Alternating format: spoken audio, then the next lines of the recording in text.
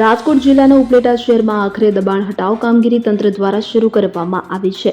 શહેરના કટલેરી બજાર, રાજમાર્ગ 3 કમાન વિસ્તાર સહિતના વિસ્તારોમાં દબાણ હટાવ કામગીરી હાથ ધરાઈ છે। શહેરમાં છેલ્લા ઘણા સમયથી દબાણને લઈને ટ્રાફિકની મોટી સમસ્યા સર્જાઈ રહી હતી, ત્યારે આજ રોજ ડિમોલિશનની કાર્યવાહી હાથ ધરવામાં આવી। વેપારીઓ, દરેક એસોસિએશનો તેમજ અન્ય દરેક સમાજના આગેવાનો દ્વારા અવારનવાર રજૂઆતો કરાઈ હતી, તો 3 કમાન વિસ્તારમાં લાલો મુરગીવાળા નામના વ્યક્તિ દ્વારા અવારનવાર પોલીસ તંત્ર તેમજ નગરપાલિકાની સામે માથાકૂટ કરતા અટકાયત કરાઈ હતી।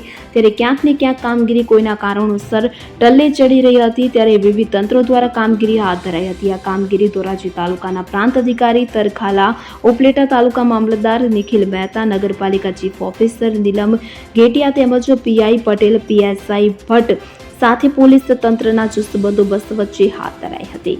Ghetiya chief officer, Neelam S Ghetiya chief officer, Upleta નગરપાલિકા।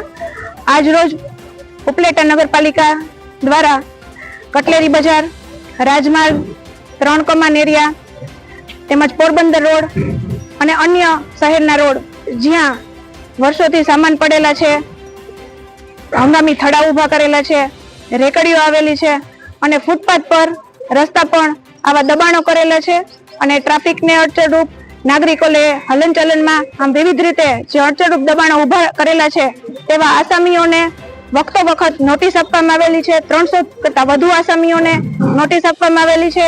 તેમજ આજથી 5 દિન પહેલા જાહેર પ્રચારના માધ્યમથી પણ લોકોને, વેપારીઓને માહિતગાર કરવામાં આવેલ છે અને ત્યારબાદ આજ રોજ આ જે કંઈ દબાણો છે એની હટાવવાની કામગીરી ચાલુ છે।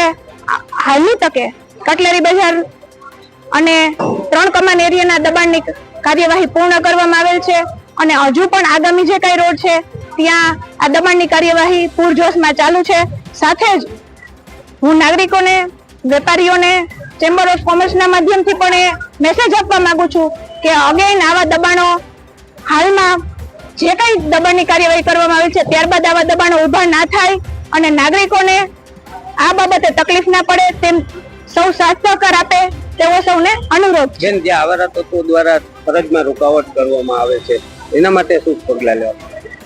આવા એકાદ બે આસામીઓ દ્વારા અવરોધની કામગીરી કરવામાં આવેલી તો તેમને અત્રેથી મારી સાથે કાયદો અને વ્યવસ્થાની પરિસ્થિતિ જાળવવા માટે મામલતદાર સાહેબ શ્રી ઉપસ્થિત છે, એસડીએમ સાહેબ શ્રી ઉપસ્થિત છે, તેઓ દ્વારા આમની સામે જે કંઈ કાયદાની કલમ અનુસાર ગુના નોંધવાના થાય તેમજ જેઓ ધમકીઓ આપી રહ્યા છે, બરાબર છે, તેમને કાયદાના રૂએ પાઠ ભણાવવાનો અને આમના પર દબાણો હટાવવાની કામગીરી પૂર્ણ કરવામાં આવેલ છે અને આગામી સમયમાં એમનું સતત મોનિટરિંગ કરવામાં આવશે અને આ તત્વો આગામી સમયમાં ન કરે દબાણ એમના માટે પૂરજોશથી કાર્યવાહી કરવામાં આવશે। વિમલ સોંદરવા સાથે સીન 24 ન્યૂઝ ધોરાજી।